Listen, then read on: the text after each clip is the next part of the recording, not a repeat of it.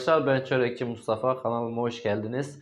Bugün ne yapıyoruz? Bugün diğer videomuzda söz verdiğimiz gibi pastane poğaçası yapacağız. En başta malzemelerimizi sayıyoruz. 1 kilo unumuz, 400 gram katı yağımız, 3 adet yumurtamız, 100 gram şekerimiz, 50 gram, 25 gram tuzumuz, 50 gram mayamız var ve 100 gram suyumuz var. Arkadaşlar, yoğurma işlemine geçiyoruz. Buyurun hep beraber geçelim. Başta yağımızı güzel bir elimizle eritiyoruz. Yumuşak kıvama getiriyoruz. Sonra diğer malzemelerimizi aktarmaya başlıyoruz. Şekerimizi aktardık. Tuzumuzu aktardık. Mayamızı aktaralım. Bunu şekerin yanına aktarırsak çok güzel olur. Daha önceki videolarımda söylemiş olduğum gibi mayalı hamurları şekerin üstüne aktarırsak daha güzel bir yapı sağlamış oluruz.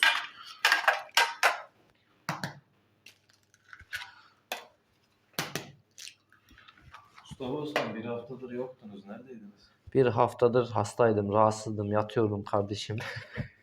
Çok geçmiş olsun. Teşekkür ederim. Mevsim geçişi vardı. Herhalde ondan biraz etkilendim. Sesimden de belli olur zaten o. Evet, biraz. Evet, ve kırgın bir ses olayım var. Yağımızı unumuzla bir harman ettikten sonra suyumuzu, sonra yavaş yavaş suyumuzu vereceğiz. Ama ilk başta yağımızı, unumuzu bir homojen bir şekilde karıştırmamız gerekiyor. Evet arkadaşlar, yoğurma işlemimizin sonlarına doğru geliyoruz.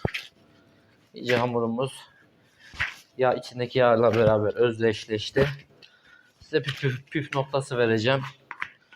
Bu hamurumuz yağlı olduğu için altını üstünü unluyoruz. Diğer hamura göre diğer hamurlarımızı yağda işledik. Bu hamurumuzu un üzerine işleyeceğiz. Evet arkadaşlar, işlemimize devam ediyoruz. Şu anki işlemimiz kesme işlemi, gramajlama işlemi, terazi işlemine geçiyoruz. Tabi daha önceki hamurlarımızda olduğu gibi hamurumuzun iç kısmını doldurarak, ben kopararak kesiyorum. 80-90 gram yaklaşık olarak. Şöyle biraz yakınlaştır istersen. Evet arkadaşlar, kalan hamurumuzu diğer hamurlarımıza ekleyebiliriz. Ortalama kaç gram oluyor bunlar Mustafa? 80-90 gram oluyor arkadaşlar bunlar.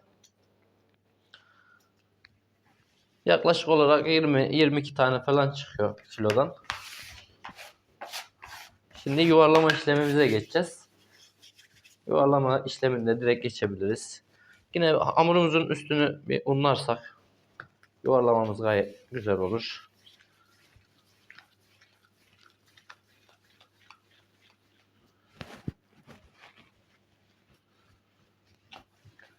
Bezelerimizi ayırıyoruz.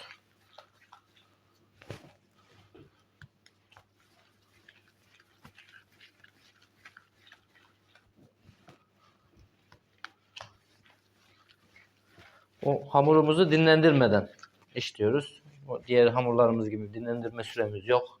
Direkt işleyebiliriz. Evet arkadaşlar, yuvarlama işlemimiz tamamlandı. Yuvarlama işlemimizden sonra ne yapıyoruz? İstediğimiz içi dolduracağız. Bende 3 tane iç var. Patatesim var, zeytinim var, peynirim var. Ben peynirden başlıyorum. Peynirli bir poğaça yapacağım. İçlerini. Tabii şöyle bir üstlerine vurursak şayet işlemesi daha kolay olur. Ben yaklaşık olarak 5 tane peynirli yapacağım. Geri kalanı patatesli, zeytinli yapmayı düşünüyorum. İçlerini dilediğiniz gibi doldurabilirsiniz. İster çok olur, ister az olur. Ama çok doldurursak mayalamada patlama olabilir. Dışarı atabilir. Başka içine ne konulardır acaba? İstediğinizi koyabilirsiniz arkadaşlar. Mesela? Kıyma koyan var. Ben kıymayı tercih etmiyorum mesela. Kıymalı. Evet, kıymalı poğaça. Ha, kıymalı börek de güzel gidiyor ama poğaça da biraz ne bileyim benim hoşuma gitmiyor. O yüzden yapmıyorum ben.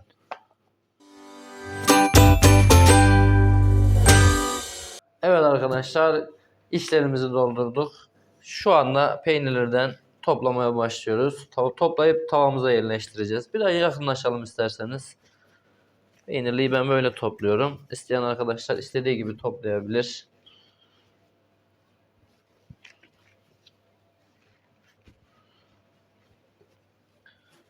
Evet. Evet, işlemimize devam ediyoruz arkadaşlar. Peynirliyi ben öyle yaptım. Zeytinliği böyle içe doğru büktüm. Biraz daha yakınlaştırabiliyor muyum? Şöyle ben yakınlaşayım. İçe doğru büküyoruz. Şöyle yoruyoruz ve bastırıyoruz. Farklı şekillerde yapabilir miyiz? Tabi tabi. Bize gösterebilir misiniz Mustafa Usta? Bunu ben iki çeşit yapıyorum. Birini böyle bastırıyorum. İçeride kalıyor.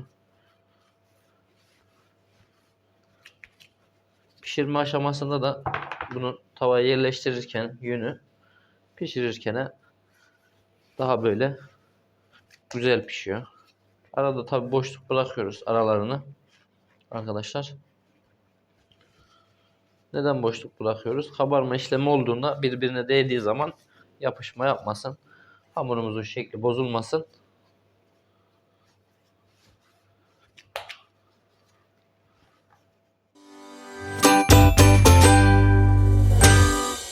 Evet arkadaşlar, hamurumuzu tavamıza yerleştirdik işlemiş bir şekilde. Şu an ne yapıyoruz? Şu an yumurtalama işlemine geçeceğiz.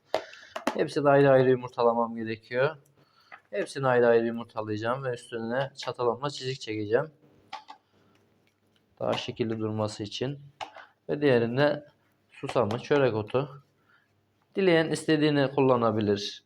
Ben zeytinliğe çörek otu kullanıyorum. Patatesliye haşhaş kullanıyorum. Peynirlerin üstüne bir şey atmıyorum. Çünkü çörek otu iyi gidiyor ama isteyen çörek otu alabilir. İsteyen susam atabilir.